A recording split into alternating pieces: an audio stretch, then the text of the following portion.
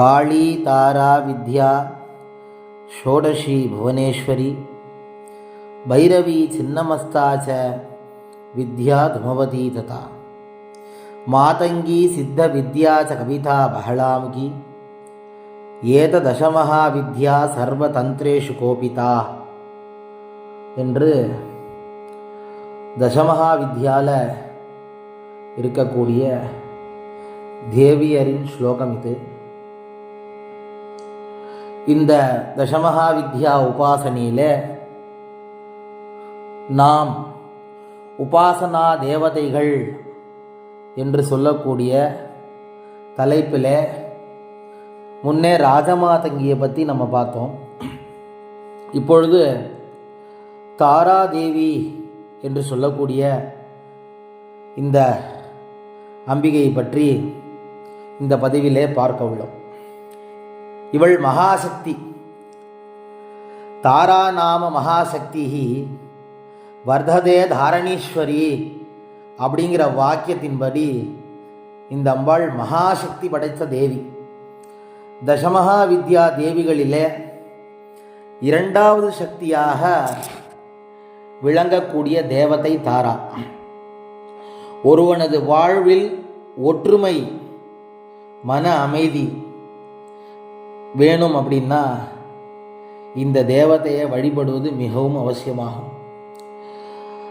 தசமஹா வித்யா உபாசனை என்று சொல்லக்கூடிய 10 அம்பிகையின் வழிபாடும் ஸ்ரீ வைஷ்ணவத்திலே இருக்கக்கூடிய தசாவதாரமும் ரெண்டுத்துக்கும் ஒரு கனெக்டிவிட்டி இருக்கு. அப்படியே இந்த தாராதேவி ஸ்ரீ ராமனோட சக்தி தேவதையாக விளங்குறது அப்படின்னு தசமஹா வித்யால இருக்கு. காளியோட பல அம்சத்தில் இந்த தாராதேவி என்று சொல்லக்கூடிய அம்பிகையானவள் ஜீவன் முக்தனாக இருக்கார். இந்த அம்பாள், இந்த அம்பாளை யாரெல்லாம் வழிபாடு பண்றாலோ அவளுக்கு எல்லா விதமான வெற்றியும் கிடைக்கும் என்பதில் எல்லளவும் ஐயப்பாடு இல்லை. அதாவது ஒருத்தனுக்கு கஷ்ட தசைன்னு சொல்லக்கூடிய கஷ்ட காலம் அப்படின்னு சொல்லக்கூடிய நேரத்தில் எவன் ஒருவன் தாராதேவிய உபாசனை பண்ணுகிறானோ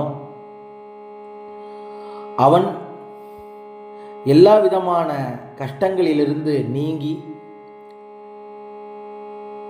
காலராத்திரி தினே பிராப்தே கலா என்ற வாக்கியத்தின்படி தேவர்களையே காக்க தோன்றிய இந்த அம்பிகையானவள் நம்மையும் காப்பாள் அப்படின்றதுல எந்த விதமான ஐயப்பாடும் இல்லை. ஆதி காலத்தில்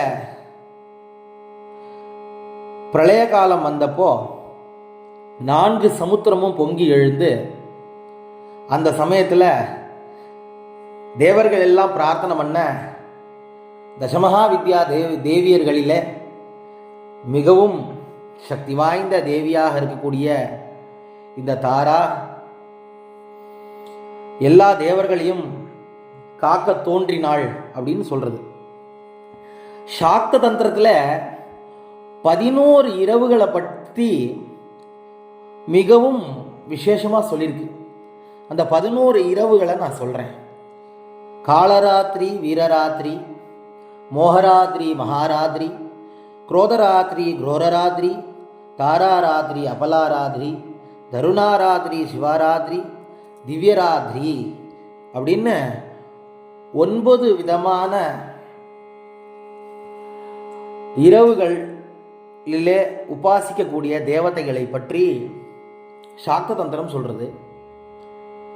அப்படி நரக சதுர்த்தி என்று சொல்லக்கூடிய தீபாவளி நன்னாளிலே அமாவாசை காலத்தில் இந்த காலராத்திரி எனப்படக்கூடிய இந்த தேவியை நம்ம வழிபாடு பண்ணணும் அப்படின்னு சொல்றது.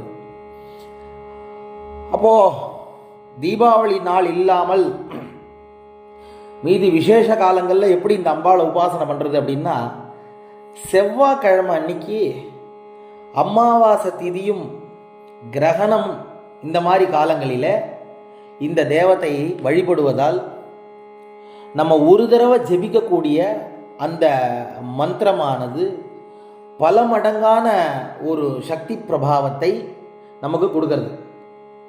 இந்த காலராத்திரியை ஹிந்து சனாதன தர்மத்தை தாண்டி எந்தெந்த மதத்தில் உபாசனை பண்ணியிருக்கான்றதை பற்றி நம்ம எல்லாம் தெரிஞ்சுக்கணும். ஜெயினர்கள் மற்றும் பௌத்தர்கள் மற்றும் கௌலர்கள் மற்றும் சீனர்கள் இந்த காலராத்திரியை வழிபாடு பண்ணியிருக்கான். கிரீன் தாரா அப்படின்னு மகாக்ரா அப்படின்னு சீனர்கள் வழிபாடு பண்ணியிருக்கா. பௌத்தர்கள் தாரான்ற நாமத்திலேயே வழிபாடு பண்ணியிருக்காங்க. மற்றும் ஜெயினர்கள் பிரபாவதி என்று சொல்லக்கூடிய ஸ்வரூபத்திலே இந்த அம்பிகையை வழிபாடு செய்துள்ளனர். இந்த தேவதையானவள் வசிஷ்ட மகரிஷியால் உபாசிக்கப்பட்ட சக்தி வாய்ந்த தேவதையாகும். இந்த அம்பாளோட பிற நாமங்கள் எல்லாரும் தெரிஞ்சுக்கணும். ஆகையினால இந்த தேவியோட பிற நாமங்களை பற்றி நான் சொல்கிறேன். தாரா, உக்ரதாரா, மகாக்ரதாரா, வஜ்ரதாரா, காளிதாரா, சரஸ்வதி தாரா, காமேஸ்வரி தாரா, சாமுண்டா தாரா என மந்திரசாஸ்திரத்தில் இந்த அம்பாளை பிரார்த்தனை பண்ணுறா. ஆகையினால் இந்த தாராதேவி உபாசித்து எல்லோரும் இந்த அம்பிகையின் பரிபூர்ண அனுகிரகத்தையும் ஆசீர்வாதத்தையும் அனைவருக்கும் கிடைக்க வேணுமாய் நான் பிரார்த்தித்து கொண்டு, இந்த அம்பாளோட உபாசனபரமாக இருக்கக்கூடிய மாலா மந்திரம், பிரயோக மந்திரம், பீஜாட்சர மந்திரங்கள் எல்லாம் உபாசனபரமாக இருக்கிறதுனால இது உபாசனை தரக்கூடிய குருமார்களின் அனுகிரகத்தினாலே நமக்கு கிடைக்கணும் அப்படின்னு நான் உங்கள் எல்லார்ட்டையும் கேட்டுண்டு இந்த அம்பாளோட காயத்ரி மந்திரத்தை மட்டும் இங்கே சொல்லி இந்த பதிவை நான் பூர்த்தி செய்கிறேன். ஓம் தாராயை வித்மஹே உக்ரதாராயை தீமஹி தன்னோ தேவி பிரச்சோதயாத்.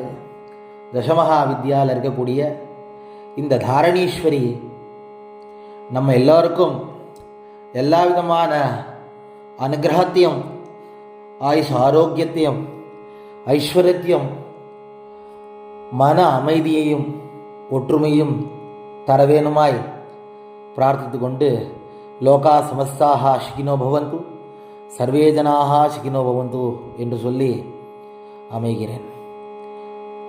அநேக நமஸ்காரங்கள்.